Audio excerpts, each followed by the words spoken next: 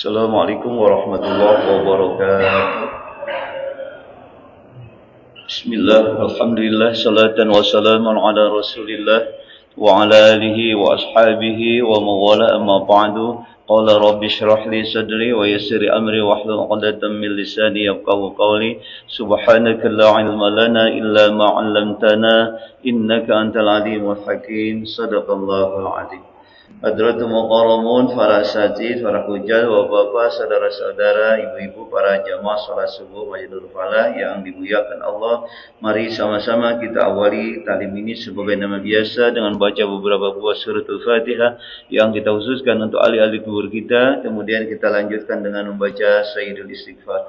Ala hadzal niyyah wa kulli amalin shalih wa ila hadratin Nabi Mustafa Rasulillah sallallahu alaihi wasallam wa ala alihi wa azwajihi wa dzurriyyatil kiram وجميع الأنبياء والمرسلين وجميع صحابته وقرابته والتابعين والتابعين لهم بإحسان إلى يوم الدين وعلينا وهم برحمتك يا أرحم الراحمين شهد الله لهم الفاتحة. أعوذ بالله من الشيطان الرجيم بسم الله الرحمن الرحيم الحمد لله رب العالمين الرحمن الرحيم مالك يوم الدين إياك نعبد وإياك نستعين اهدنا الصراط المستقيم صراط الذين أنعمت عليهم غير المغضوب عليهم ولا الضالين آمين. ثم إلى الله جميع أكبر لنا بين أمتنا وجدنا وجدتنا وأخينا وأخواتنا وعمنا وأمتنا ومشائنا وسادنا وقرابتنا ولمن أحب إلينا ولمن حق علينا وجميع المسلمين والمسلمات والمؤمنين والمؤمنات وخصوصا معلم هذا الكتاب شيخ ابن عطاء الله السكندري. الفاتحة. أعوذ بالله من الشيطان الرجيم بسم الله الرحمن الرحيم الحمد لله رب العالمين الرحيم مالك يوم الدين إياك نعبد وإياك نستعين اهدنا الصراط المستقيم صراط الذين أنعمت عليهم غير المغضوب عليهم ولا الضالين آمين. Satu Al-Fatihah mari kita khususkan untuk ahli-ahli kubur kita niatkan masing-masing.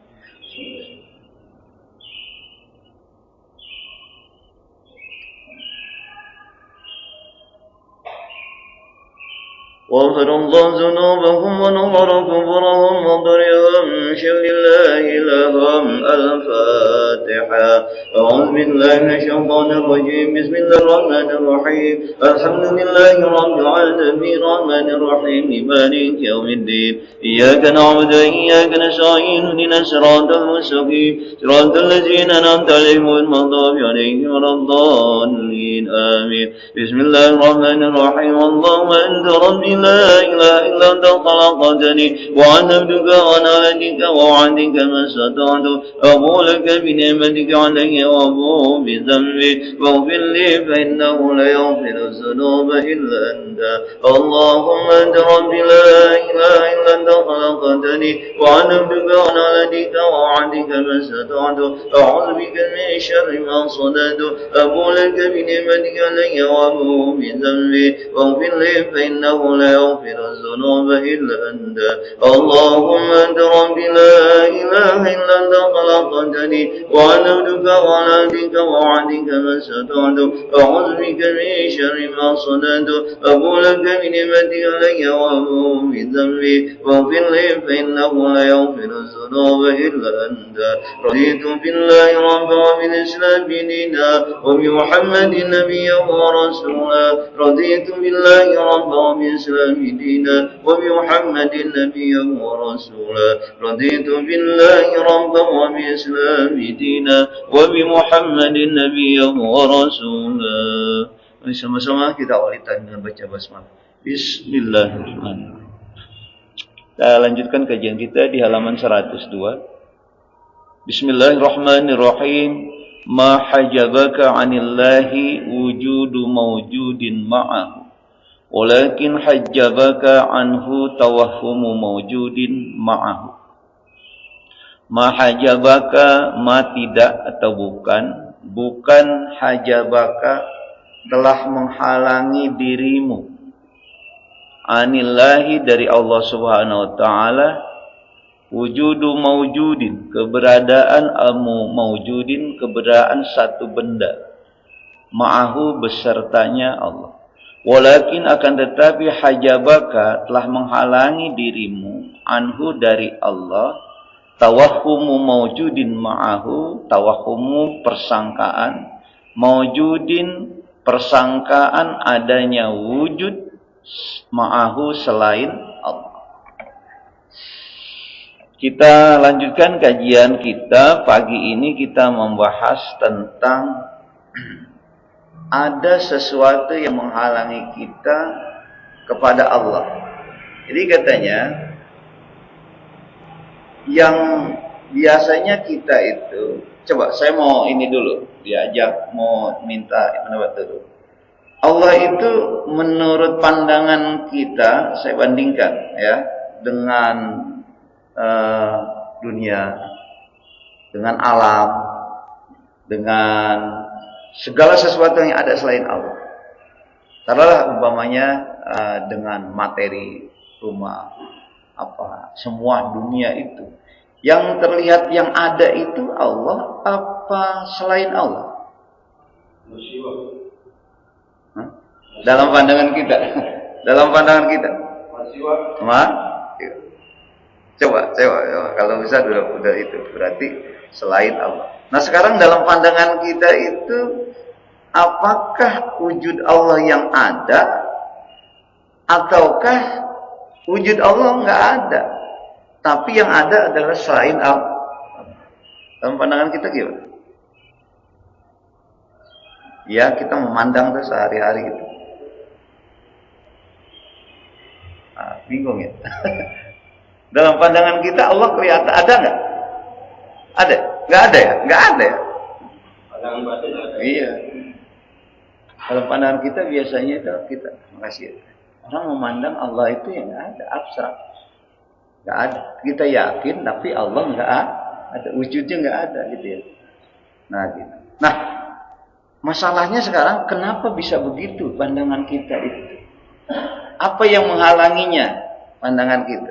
Padahal semuanya sebenarnya selain Allah itu nggak ada. Dulu, ya sebelum diciptakan ini, bumi ini, langit, bumi, malaikat, jin semua nggak ada semua. Yang ada ya Allah. Gitu. Kita diciptakan, baru muncul kita, muncul alam, muncul bumi, muncul langit, semuanya muncul hewan, muncul jin, setan, iblis, diciptakan. Nanti, begitu nanti mau kiamat semua, itu kita hancur semua. Kullu man 'alaiha fan wa yabqa dzul jalali wal ikram ar-rahman. Kita sering baca ya. Kullu man 'alaiha fan. Segala sesuatu itu fan. Tiupan sangkakala pertama hancur semua. 1, 2, 3 habis. Hancur semua. Jadi kullu man 'alaiha fan wa yabqa dzul jalali wal ikram. Dan yang masih hidup itu adalah dzul jalali wal ikram, yaitu Allah Subhanahu wa taala. Jadi pertama kita enggak ada, nanti begitu mau kiamat kita habis semua, yang hanya ada Allah. Nah, sekarang kenapa pandangan kita itu Allah itu enggak kelihatan? Yang kelihatan itu dunia isinya. Ya, materi-materi itu.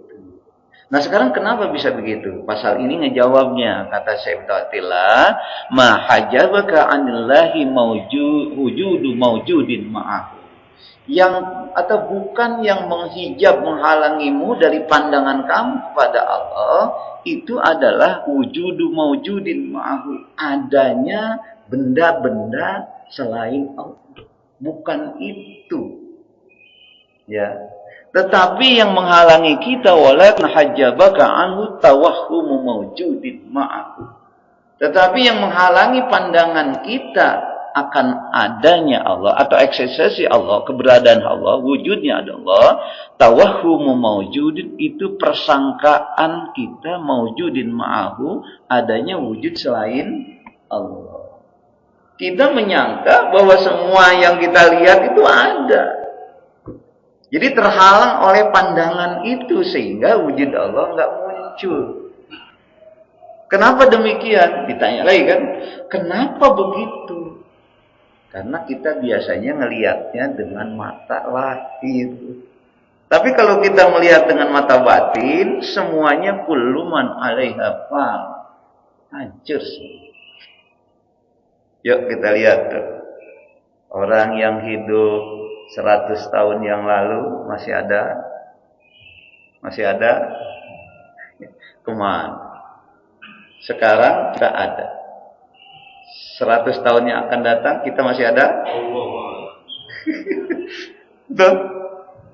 Semuanya yang maujud nggak ada, hilang semuanya.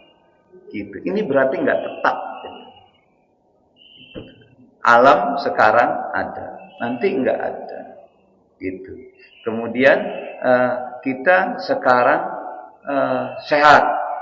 Nah, coba dari anak-anak tuh. Kita yang hilang dari diri kita itu. Dulu kita waktu kita lahir kita kecil. Kemudian beranjak jadi anak-anak. Beranjak dari dewasa. Sekarang beranjak jadi orang tua.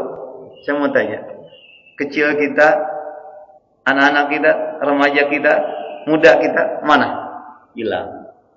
Nanti jangankan tua kita, wujud kita aja hilang.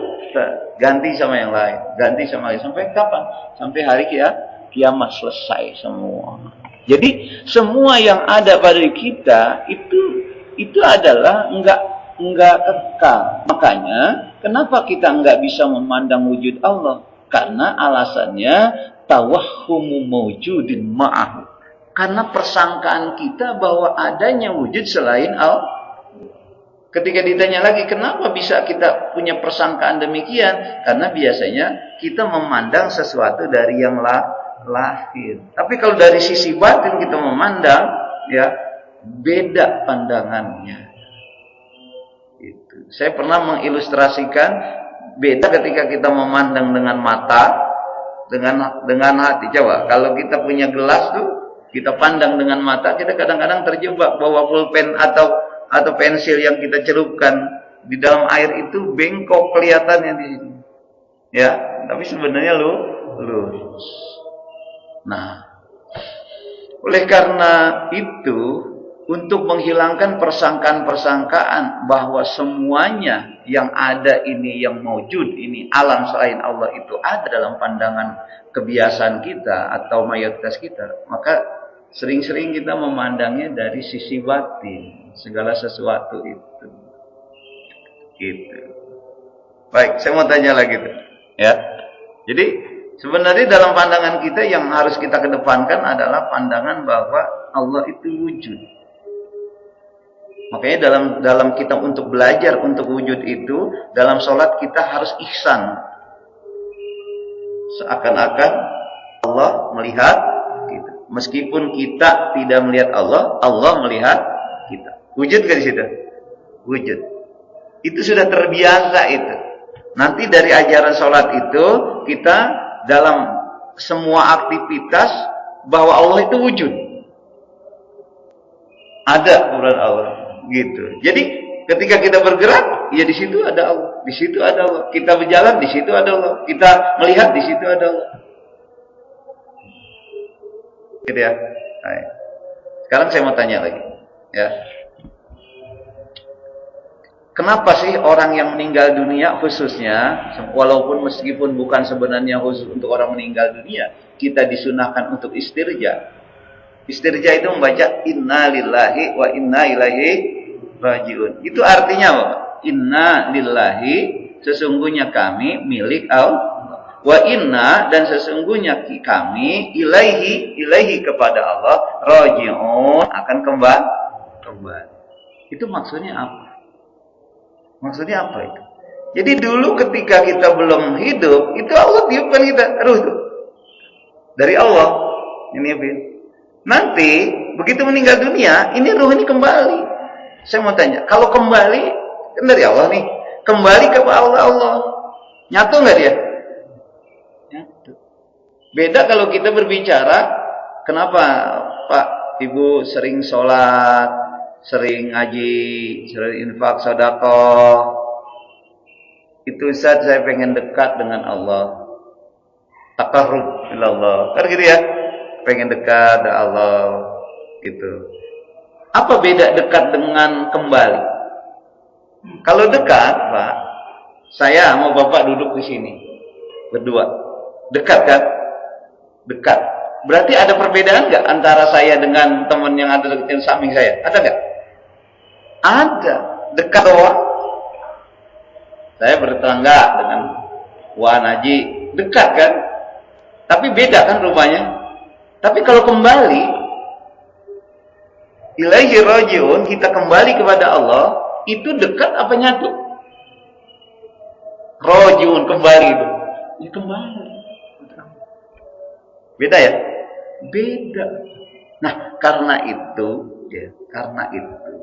kita sebenarnya keluar dari Allah nanti kembali kepada Allah. Kembali itu ya kembali kepada Allah. Nah, di dalam ajaran ahlak tasawuf ini, ya, orang yang sudah makrifat, orang yang sudah bukan dekat, tapi kembali kepada Allah.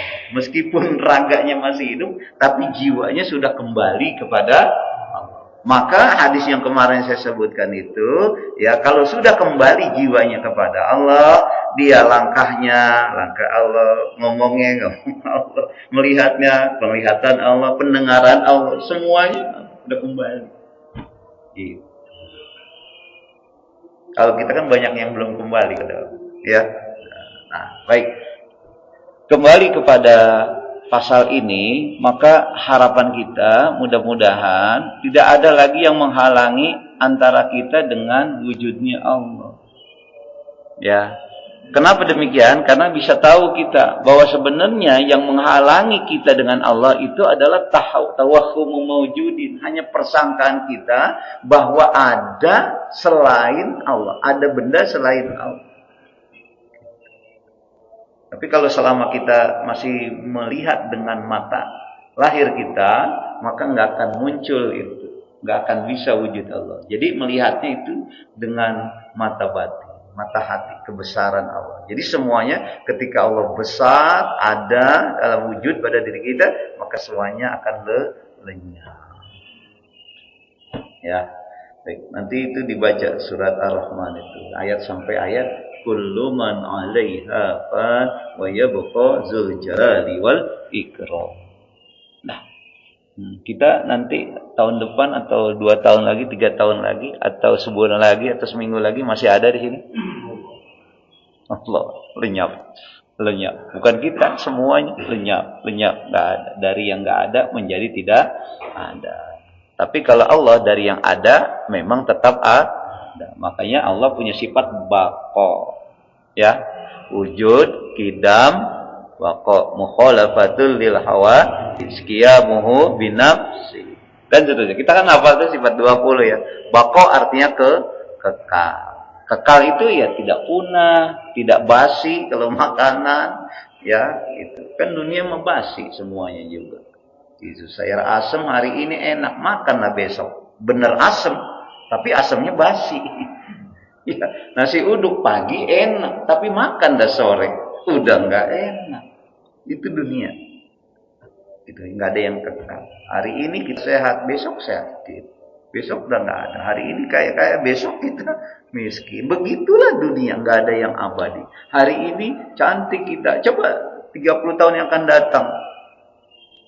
Hari ini mungkin orang ngelihat kita cantik banget, ganteng banget, tapi 30 tahun yang akan datang.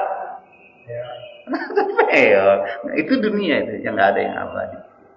Baik, jadi perbanyak kita melihat dengan mata batin kita. Maka kalau sudah perbanyak itu nanti wujud Allah itu akan nampak bagi kita, selainnya. Nah, jadi yang membuat kita terhalang dari akan wujudnya Allah itu tawahhumu maujudin. Persangkaan kita bahwa ada benda sesuatu selain Allah.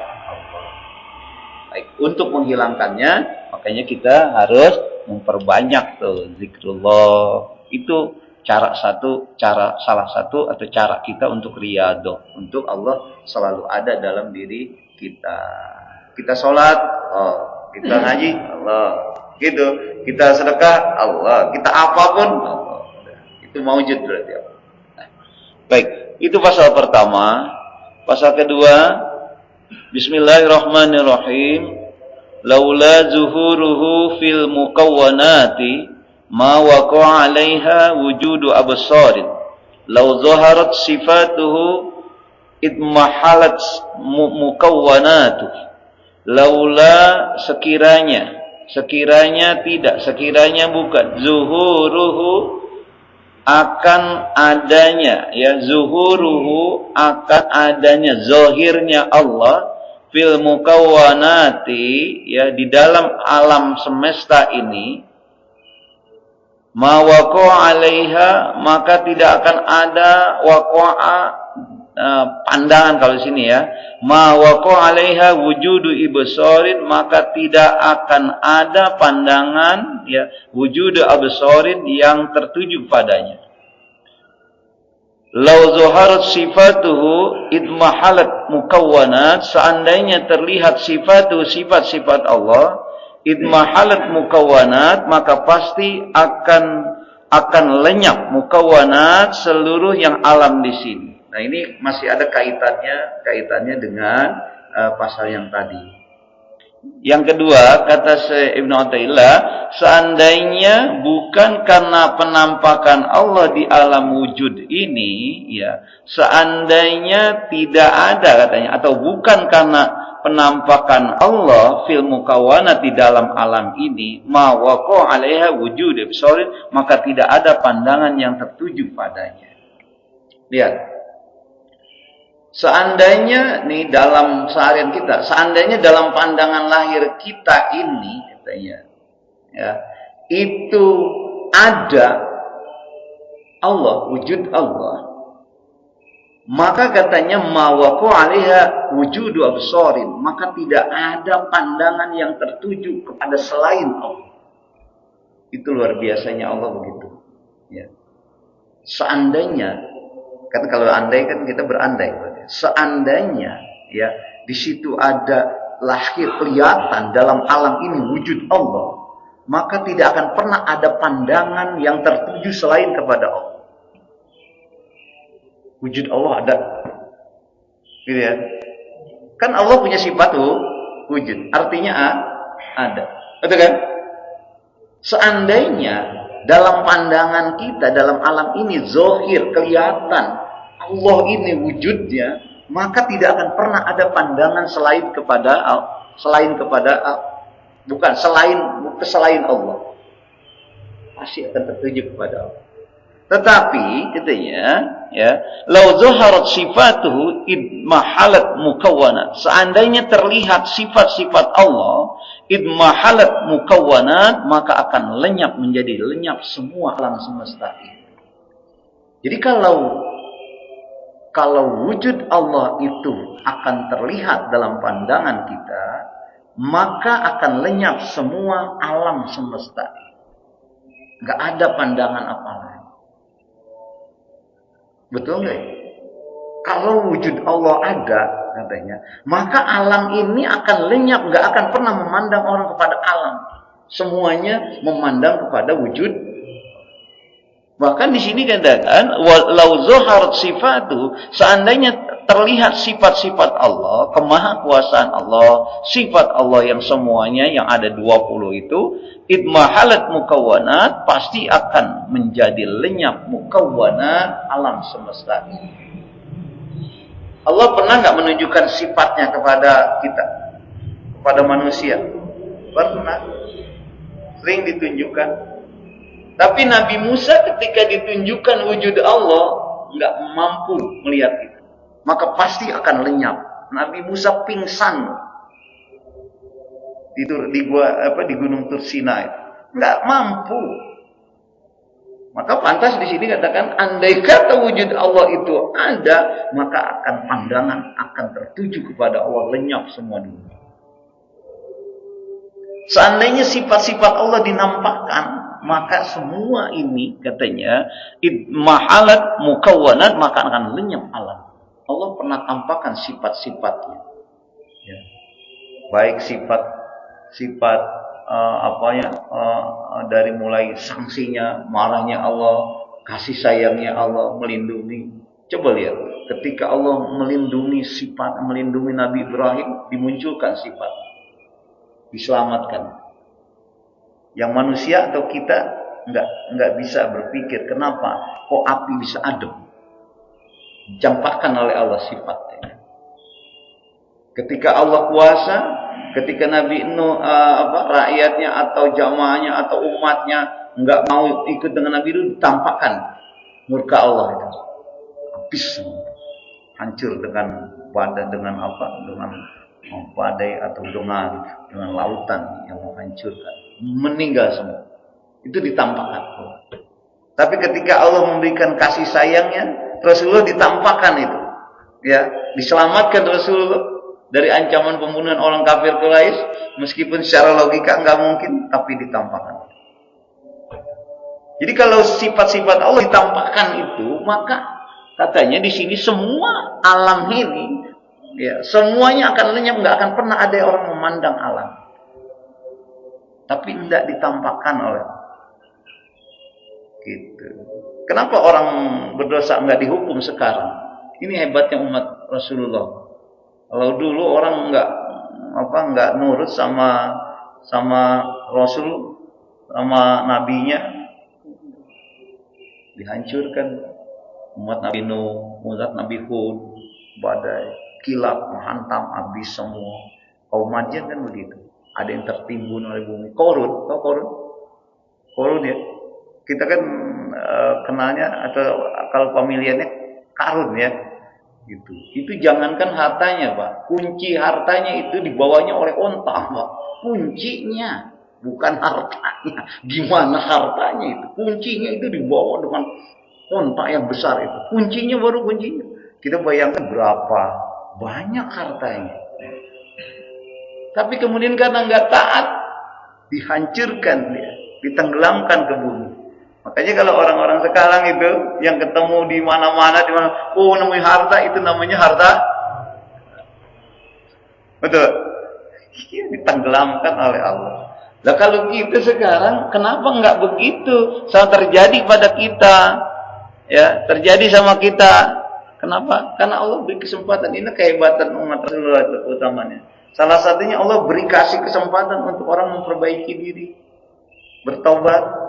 Dari kesalahan-kesalahan, apapun kesalahannya nggak akan dihancurkan sama Allah. Kenapa? Karena udah termasuk kita umat terakhir, umat Rasulullah yang punya fasilitas, yang punya dari keistimewaan, itu Allah menunda kesalahan-kesalahannya dari azab-azabnya itu, dibiarkan.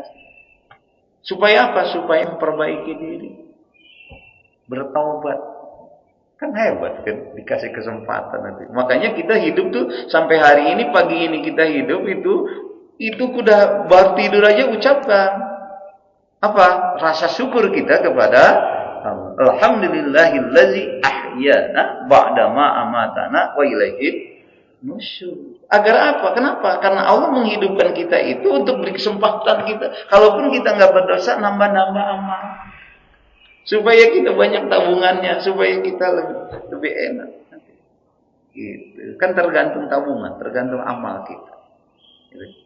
Terus ya, gitu. Tapi kalau kesempatan kehidupan itu diabaikan atau digunakan untuk yang lain, nah, masuklah kita kepada surat Wal Asri. Yang kata Imam Syafi'i, andai kata Allah tidak menurunkan 113 surat, hanya satu surat dalam Al-Quran. Al-Quran ada 114 surat ya. Ya, 113 surat bila diturunkan kata Imam Syafi'i cukup, hanya surat Al-Asr itu cukup untuk kita panduan hidup kita. Wal asri innal insana lafi khusr illa allazina amanu wa amilus shalihat wa tawassaw bil haqq wa tawassaw bis. Tapi saya baca di dalam kitab Riyadhus Shalihin, kata Imam Syafi'i juga mengatakan ya, nanti akan banyak para manusia, kita semua adalah membaca ayat ini tapi jarang ditadaburin. Bapak bisa lihat di hadis berapa nomornya, tapi di Riyadhus Shalihin. Kajiannya itu tentang albir wa taqwa. Maka di situ ada hadis, ketika ada ayat itu, kemudian para pengarang kitab ini mengatakan, Imam Syafi'i mengatakan bahwa nanti tidak sedikit orang yang tidak pernah atau jarang mentadaburin ayat ini. Padahal kata Imam Syafi'i juga, andai kata tidak ada 113 surat yang diturunkan oleh Allah sebagai panduan hidup kita dalam Al-Quran, cukup satu surat sebagai panduan hidup. Wal asr, demi waktu. Innal insana, sesungguhnya manusia, kita semua, lafi khusrin, berada dalam kerugian. Illal ladzina amanu, kecuali orang-orang yang beriman. Terus watawasaw, terus watawasaw, innal ladzina amanu illal ladzina amanu wa amilus sholihat watawasaw bil haqq watawasaw bis. Ya, tadaburnya gimana? Orang yang enggak rugi itu satu orang yang beriman. Tapi enggak cukup dia mengatakan beriman. KTP-nya Islam. Enggak cukup. Baru yang kedua dia, wa amilus sholihat. Orang yang mengatakan dia berikrar asyhadu an la ilaha illallah wa asyhadu anna muhammadar rasulullah, kemudian diaktualisasikan dalam bentuk keimanan ibadah. Itu enggak rugi dia. Nah, satu lagi orang yang enggak rugi juga, wa tawasaw bil haqq wa tawasaw bis sabr. Ketika dia sudah beriman, ketika dia sudah mengatakan beriman, kemudian dijalankan iman dengan maksimal, dengan baik, ya, baru muncul yang kedua, watawasaw bil haq. Keimanannya juga tidak digunakan untuk sendiri. Watawasaw bil haq, watawasaw bis sabr. Watawasaw bis sabr, haq watawasaw bis sabr. Saling menasehati dalam kebenaran, watawasaw bis sabr, dan saling menasehati dalam kesabaran. Yang namanya saling apa, Pak? Saling. Take and give, saling berdua. Jadi keimanan orang yang nggak pernah rugi itu orang yang mengatakan beriman, kemudian beramal soleh, dan dia saling memberikan kebenaran dengan kesabaran, saling. Gitu. Ada komunikasi, ada inian, ada apa?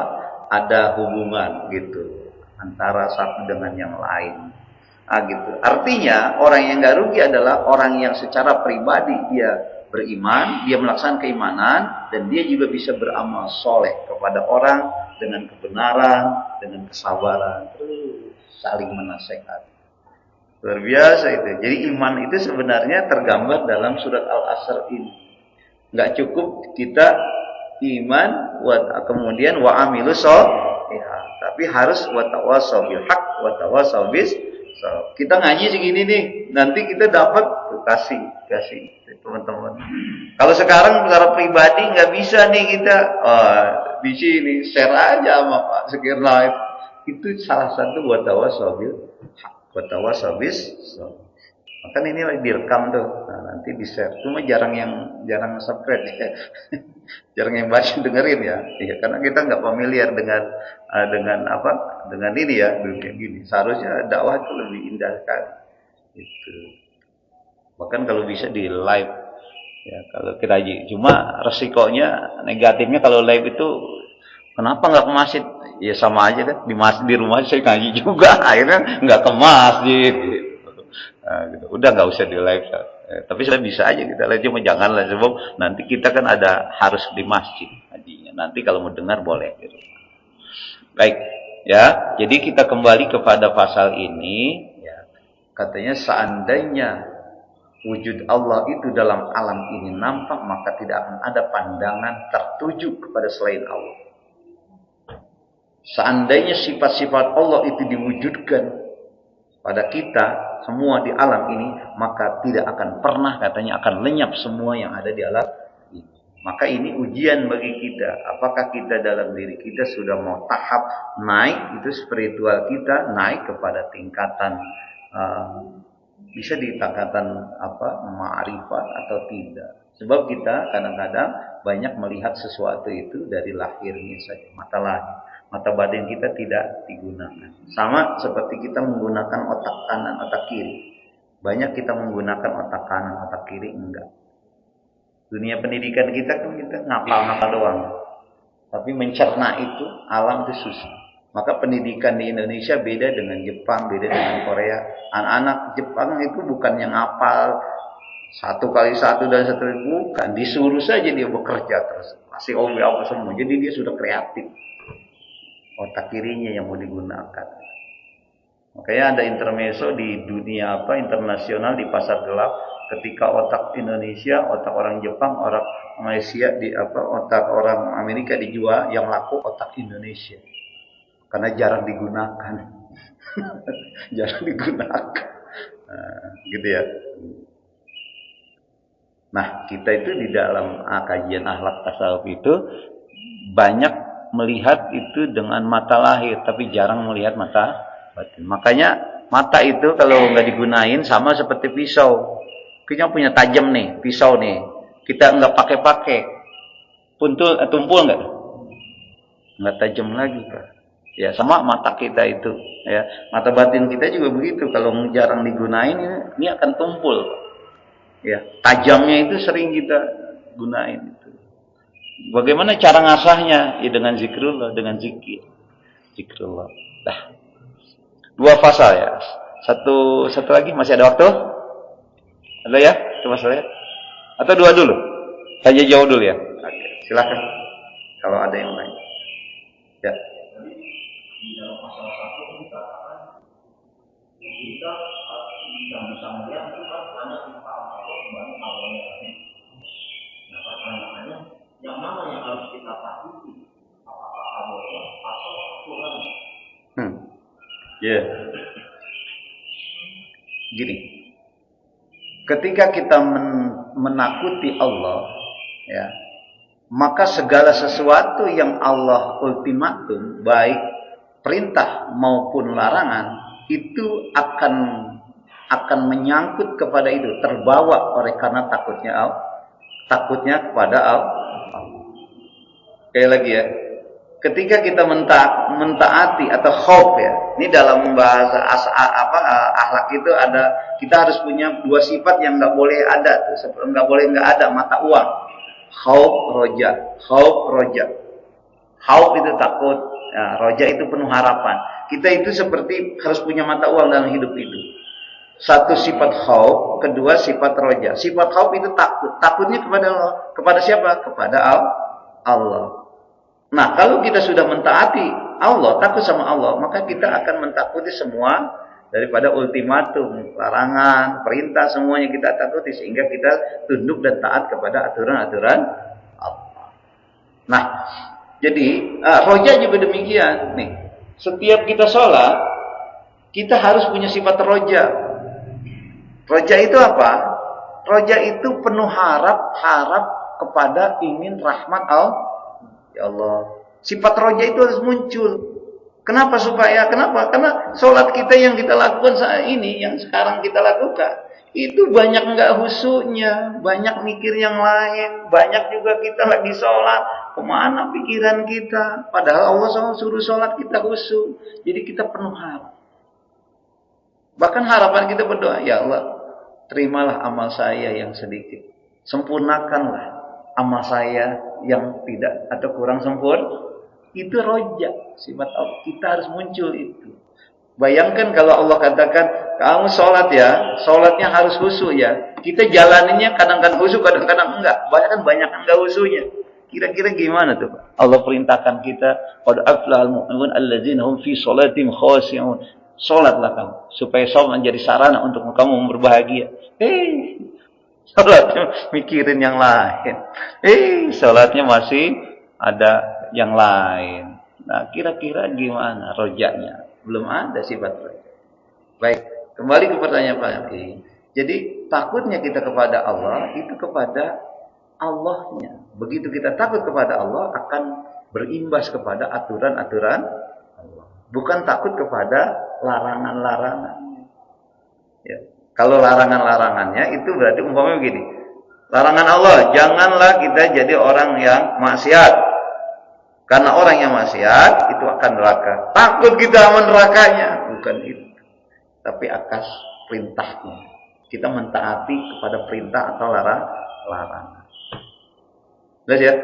Bukannya kita gini, sholatlah kamu masuk surga. Akan masuk orang-orang yang sholat itu akan masuk surga sama. Kita mengharapkan surga. Bukan. Tapi kepada perintah. Ya, saya. Tapi kalau kita takut sama Allah, berarti nanti kalau kita mati kan misalnya masuk surga, pasti kan ketemu Allah. Nah kita kan takut, nggak bisa. Enggak begitu. Enggak begitu. Nah, beda. Nah ini bedanya takutnya manusia dengan manusia ya beda. Kalau takutnya manusia lari ya. Kita berani ada orang, wah kita takut kita lari. Kalau berani kita lawan. Beda jadi. Iya. Kalau anak takut jadi iya, tapi maknanya malah takwa itu. Jadi beda pengertian takutnya manusia kepada manusia dengan takutnya kepada Allah. Ini saya katakan, ya. Kalau kita takut sama manusia, lari kita. Dia takut. Tapi kalau takut sama Allah itu dekat. Itu bedanya. Bukan takut lari dari Allah. Nah, di dalam bahasa agamanya, maka orang yang takut sama Allah itu takwa. Nah, gitu. Tapi bahasa kita sehari-hari, takut sama Allah bukan, jangan samakan dengan takut dengan manusia. Jadi takut dengan Allah itu mendekat. Dari sekarang kalau kita takut sama Allah, kita mendekat. Gitu. Bukan takut karena takut sama manusia. Saya takut atau kita takut sama siapa sajalah. Ya lari kita, ngapain? Kita takut. Takut sama harimau, lari gak? Lari. Tapi takut sama Allah, jangan lari, ngedekat. Beda ya. Gitu ya. Allah alam bisa. Ada lagi? Ini dulu. Atau yang tengah dulu, biar deketan gitu, baris lah. Pak Haji silakan. Pak Haji dulu.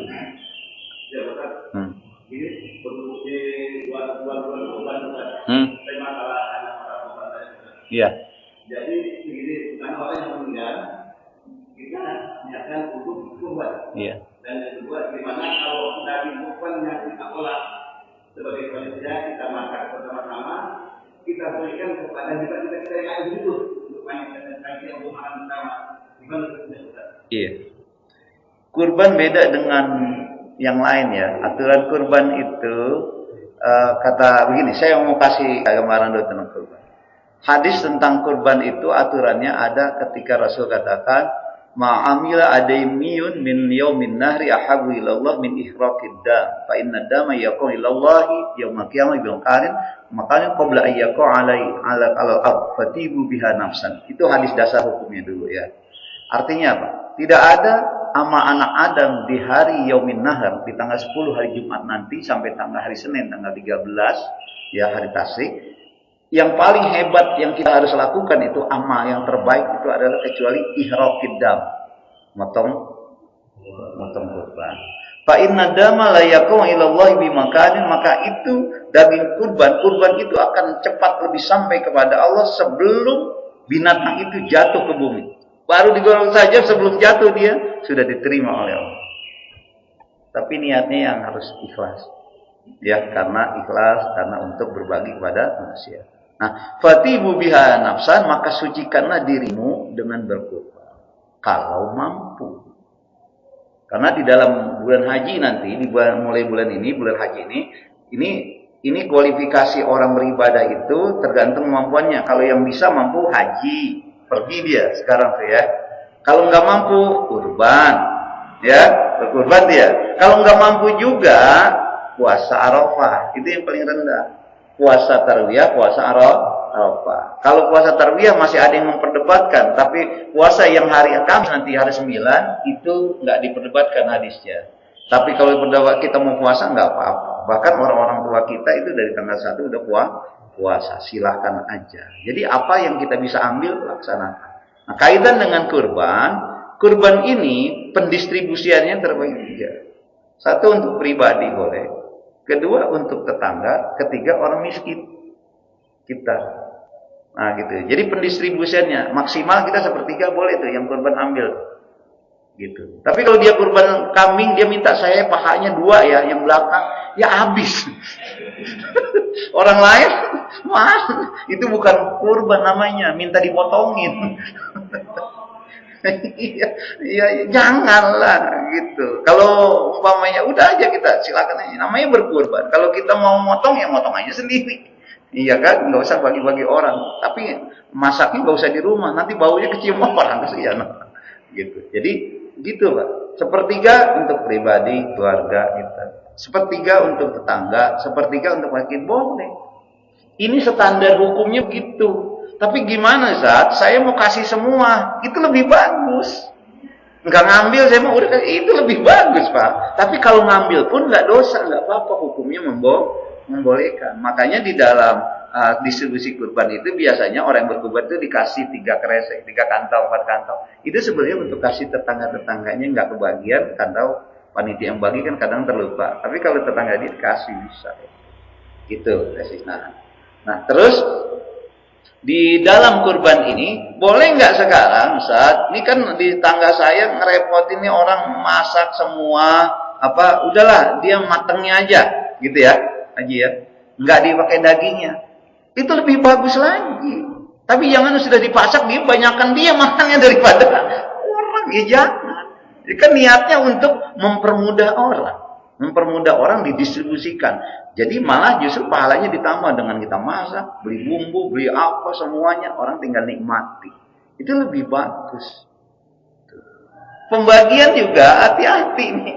Jangan panitia lebih banyak daripada orang lain. Ini mah kita berkurban itu, berkurban. Tahu kurban nggak? Kita bahasanya berkurban, pakai kurban, bukan korban. Kalau kurban itu mendekatkan diri kepada Allah dengan sebagian harta kita. Kita berikan orang miskin silakan. Tapi korban itu beda.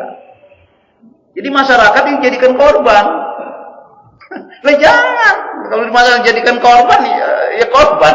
Umpamanya panitianya 5 kilo, dianya cuma 5 on. Itu jadi korban namanya. Saya Pak, maaf ya, hari Senin nanti saya potong itu 12 Pak.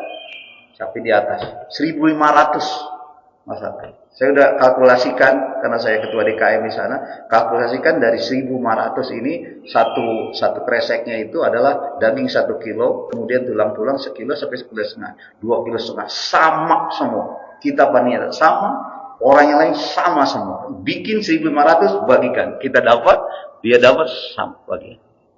Kecuali orang yang berkurban dikasih 3 kresek, jadi dia dapat 3. Kenapa? Karena tujuan kita kurban itu adalah memberikan taqarrub ilallah. Dan yang sampai kepada Allah bukan dagingnya, Pak.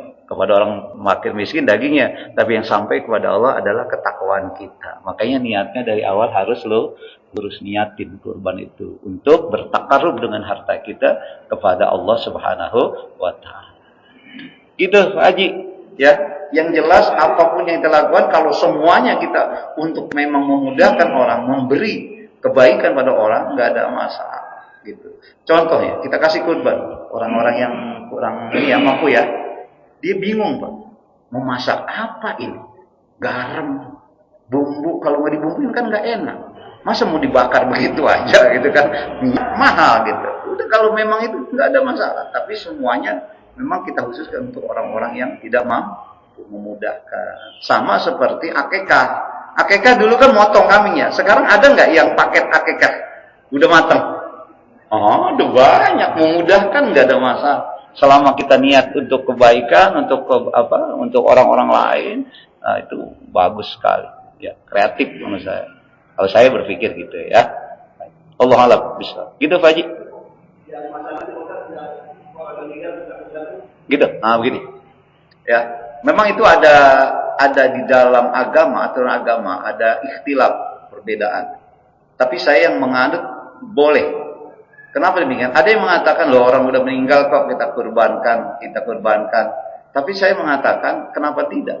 Kalau umpamanya saya sekarang berkurban atas nama orang tua saya, kenapa tidak? Karena saya bisa begini karena orang tua. Saya niatkan untuk orang tua. Pahalanya sampai. Masalah sampai tidak itu urusan Allah. Tapi saya ingin berbuat baik pada orang tua. Boleh. Kalau saya punya pendapat yang gitu. Tapi kalau ada yang enggak usah, dia kan amal dia walana amaluna walakum alamku, ya silakan. Tapi saya punya pendapat yang ini. Gitu. Enggak apa-apa, Pak. Kan beda pendapat enggak boleh. Boleh, enggak apa-apa. Beda pendapatan juga boleh. Betul ya? Iya.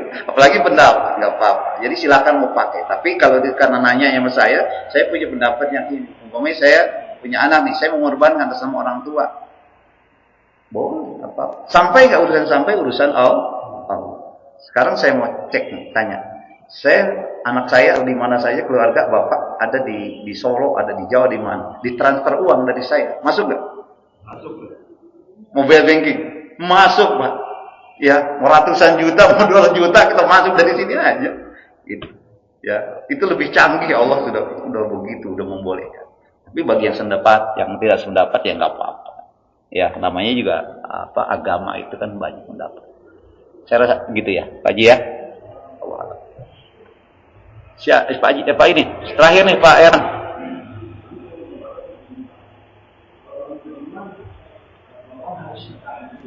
Iya.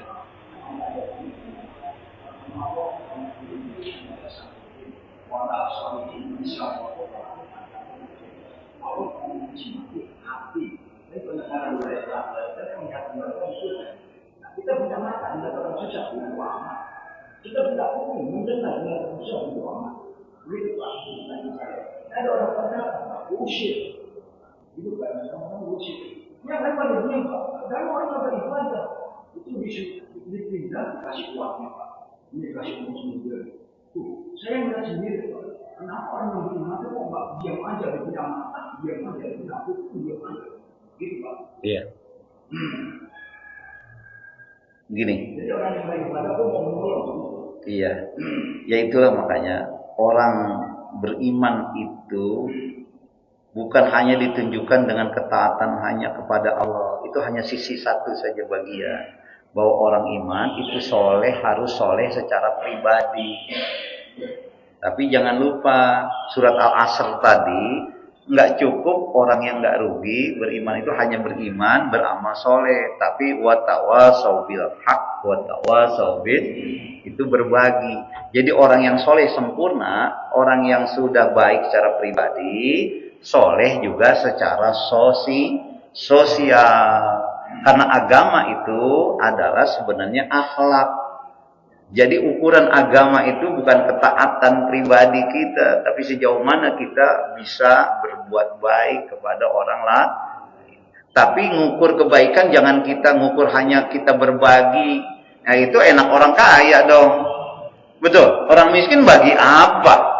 Gitu, bukan diukur oleh materi. Yang namanya berbagi, kita ketemu senyum, kita assalamualaikum, waalaikumsalam, jabat tangannya, gimana sehat Pak? Itu sudah sedekah.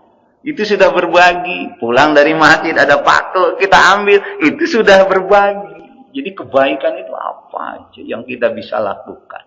Itu harus dilakukan agar kita menjadi hubungan kita baik sama Allah. Karena kita soleh secara pribadi, mengikuti aturan-aturannya, taat pada aturannya, melaksanakan aturannya, meninggalkan larangannya, soleh secara sosial dengan kita berbagi. Ini namanya muslim. Orang muslim itu begitu, punya dua sisi matanya. Sisi pandangan secara vertikal pada Allah, secara horizontal kepada manusia.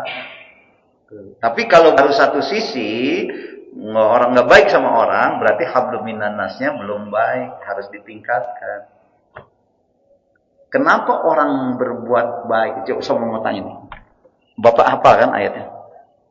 Ketika ada ayat mengatakan, Kul in kuntum tuhibbunallah fattabi'uni. Saya sampai situ saja. Ayat. Kita beriman kan kepada Allah ya? Beriman pada Allah ya? Allah ya beriman. Katanya, Kul, katakan Muhammad, in kuntum tuhibbunallah. Kalau engkau beriman, kalau engkau cinta pada Allah, lihat apa yang harus dilakukan. Perintah Allah, fattabi'uni.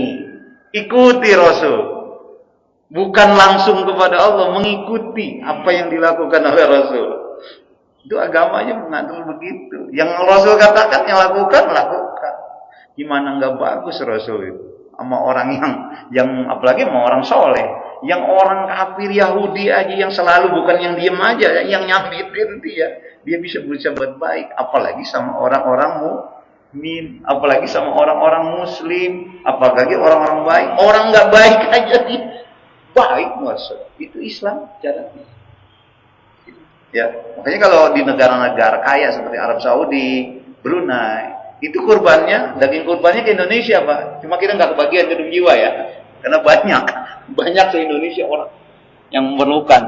Itu diberikannya ke sini Pak. Tontonan itu karena di sono nggak kemakan. Boleh nggak? Ya boleh. Kebaikan itu kan lintas, enggak kita disekat oleh negara, kampung, sama siapa aja, enggak apa-apa. Allah alam, bisa. Gitu ya. Jadi tebarkan kebaikan, siapa aja. Ya. Nah, itu berarti orang yang sungguh-sungguh telah menjalankan agama. Apalagi kalau kita kaitkan dengan surat Al-Maun, wah, agama itu akhlak, bukan agama itu ibadah rutinitas. Jadi buah agama itu ya. Ya, jelas Allah alam sawab. Cukup ya? Cukup ya? Udah. Waktunya kita udah suruk jam 6. Baik, demikian apa yang saya sampaikan. Mudah-mudahan ada pencerahan, membuka wawasan kita, batin kita, ya sehingga kita semakin hari semakin baik, semakin soleh dan semakin bertakwa pada Allah Subhanahu wa taala. Amin ya rabbal alamin. Mari sama-sama kita akhiri dengan doa. Bismillahirrahmanirrahim. Alhamdulillahirabbil alamin. Hamdan syakirin, hamdan na'imin, hamdan yuwafi ni'amahu wa yukafi mazid. Ya Rabbana lakal hamdu wa lakal syukru kama yanbaghi li jalalika wa wajhika karim wa 'azimi sultan. Allahumma shalli ala sayyidina Muhammadin wa ala alihi wa ashabihi wa ala sari ibadillahi shalihin. Allahumma ja'al jam'ana hadza jam'an marhuma wa tafarruqana min ba'dihi tafarruqan ma'sum. Allahumma ja'alna min ibadika shalihin. وَاجْعَلْنَا مِنَ الْمُتَّقِينَ رَبَّنَا لَا تَدَعْ لَنَا ذَنبًا إِلَّا غَفَرْتَهُ وَلَا هَمًّا إِلَّا فَرَجْتَهُ وَلَا عَسِرًا إِلَّا يَسَّرْتَهُ وَلَا حَاجَةً إِلَّا قَضَيْتَهَا يَا أَرْحَمَ الرَّاحِمِينَ رَبَّنَا آتِنَا فِي الدُّنْيَا حَسَنَةً وَفِي الْآخِرَةِ حَسَنَةً وَقِنَا عَذَابَ النَّارِ سُبْحَانَ رَبِّكَ رَبِّ الْعِزَّةِ عَمَّا يَصِفُونَ وَسَلَامٌ عَلَى الْمُرْسَلِينَ وَالْحَمْدُ لِلَّهِ رَبِّ الْعَالَمِينَ. Mari sama-sama kita akhiri taklim ini dengan baca doa kafaratul majlis. Subhanakallahumma wa bihamdika asyhadu an la ilaha illa anta astaghfiruka wa atubu ilaik. Kurang lebihnya mohon dimaafkan. Assalamualaikum warahmatullahi wabarakatuh.